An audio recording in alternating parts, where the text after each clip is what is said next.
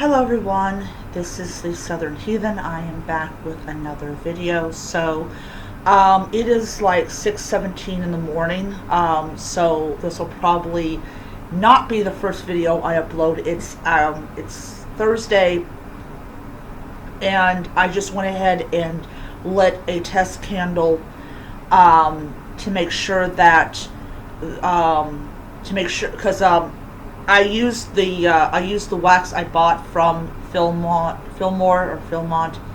containers, and it's supposed to be a superior form of wax from what I bought off of Amazon.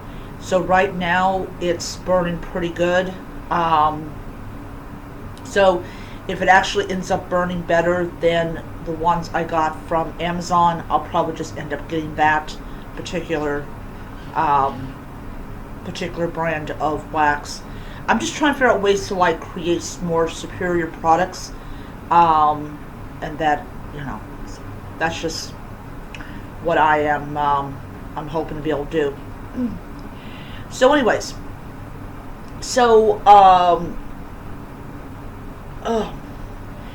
one of the things that I have discovered over the course of my pagan path, and I'm actually going to do another video later on today, which will actually be the final video that I will actually be uploading. I am absolutely obsessed with my hair for some unknown reason.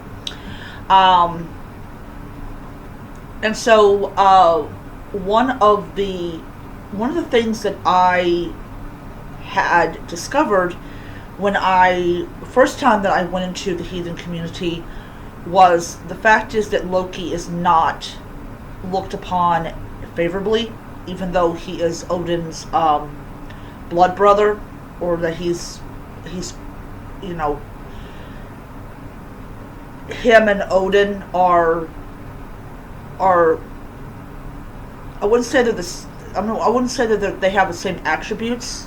I think that they might, in far as the trickster part of it. But when I give an offering to Loki, I always give an offering to Odin because of their connection with each other.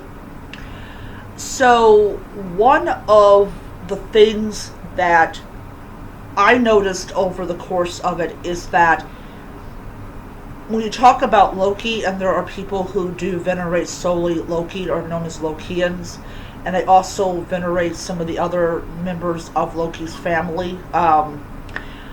I do give offerings to the goddess Hel, mainly because of what's gone on in the Ukraine. There's lots of dead people. But I had been thinking long and hard about, all the different paths I followed and what kind of person am I, and everything. Trying to kind of figure out what deity am I mostly drawn to. And a lot of people, they'll first have this feeling of coming home, and then they're going to be like, okay, what deity should I honor? Now, some people use the word work with. I don't use that word at all, because to me the gods are not tools, they're not correspondences and things like that. And so I kind of look at my life and how I feel as a person in general, and I have come to this really big startling conclusion that I cause chaos wherever I go. It is something that I've always identified as being the outsider of anything. I don't do things that the norm does. I don't identify with things like the norm does. And it took me a very long time to come to this very big conclusion that I happen to be Lokean. And even though I do leave offerings to the other gods, Loki is a deity that I have always felt drawn to. Um, and it's kind of weird. He's the outsider. He doesn't conform to, the pro quo. He's gender fluid. The myths make that very bluntly clear. But also, if you go and you talk to any heathen who is anti-Loki, they're like, well, Loki's evil, and he causes, he aids in Ragnarok and everything like that. And I kind of look at them like, do you realize who wrote these myths down? It was Christians. It was Sorry wrote it down. And Loki is kind of like, this leave me alone kind of god. Like, if you really need me to do something, call me. What I do basically in my practice is I'll just leave some incense for him. Just not say anything, just leave incense for him. Because I don't believe in coming to him for every little thing in the universe. That's how I am. There's other gods that could possibly do that. I'm going to definitely be focusing a lot more on the house rights and the land spirits. But if I do need to consult Loki about something, I will go to him, unless I have something that I really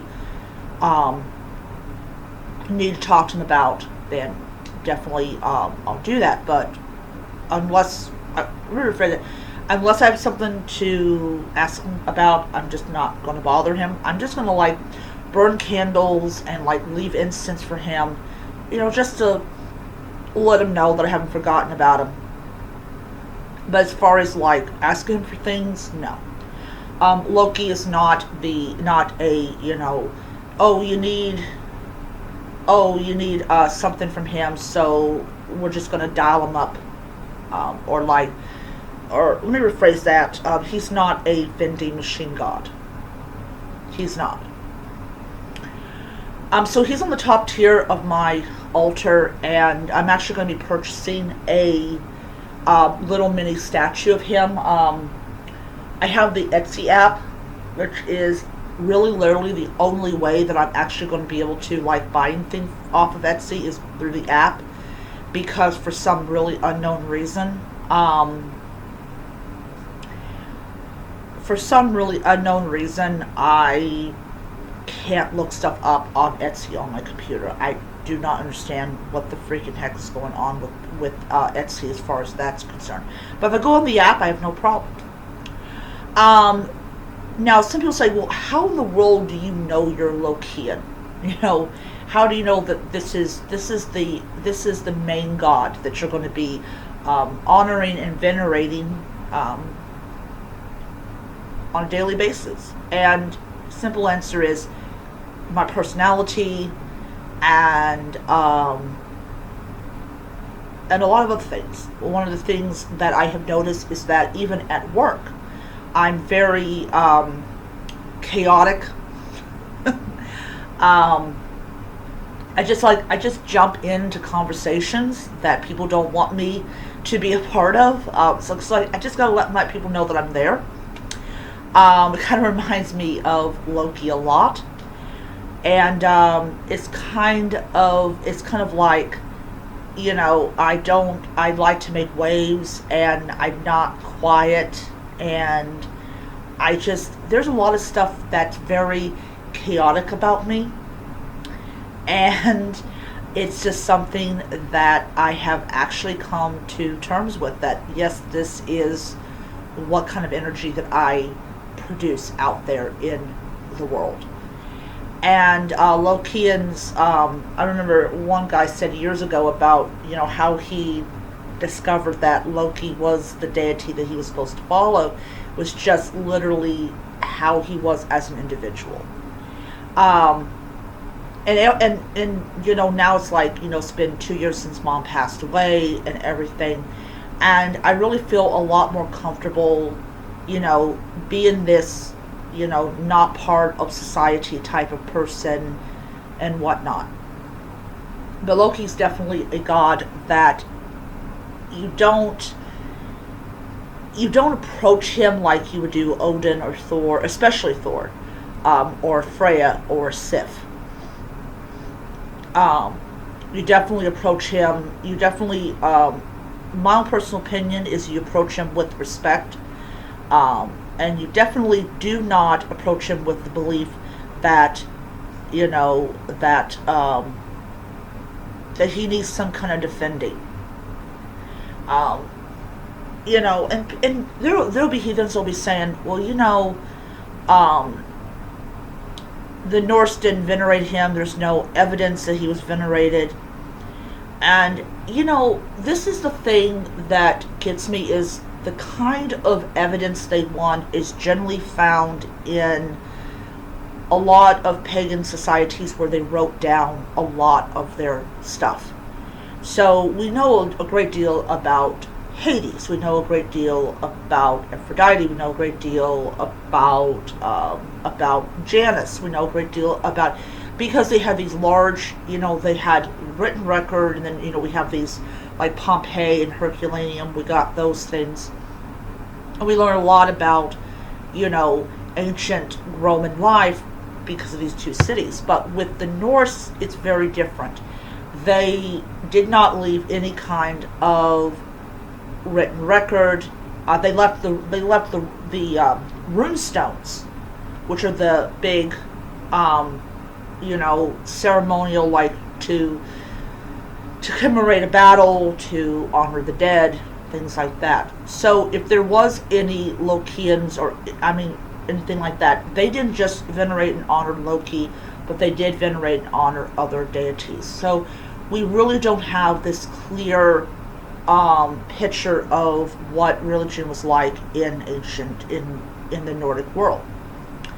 What was really interesting is in the second episode of the first season of Vikings, when Floki is introduced, sees words written on paper for the first time, he burns the paper, and that enables the monastery to go up in flames. It's like he just does not, his brain cannot comprehend what is on the paper. He does not understand why are you writing these strange words on paper. Because the Norse didn't do that, and he's confused by that.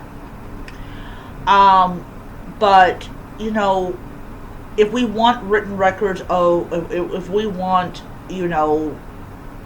first-hand accounts of the worship of Loki or Hel or any of these deities, we're not going to find it.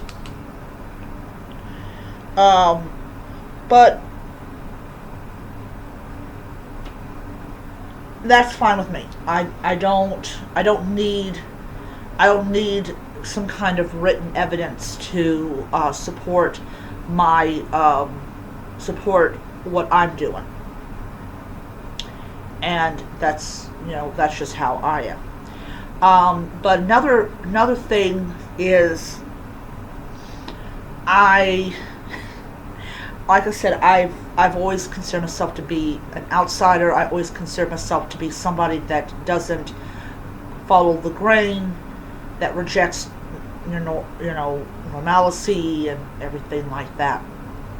And I really try to be this type of person, these other groups, and I'm just like, no, I can't do that. I cannot do that. Alright, so I'm going to end on this note. I hope you guys enjoyed the video, and until next time, bye.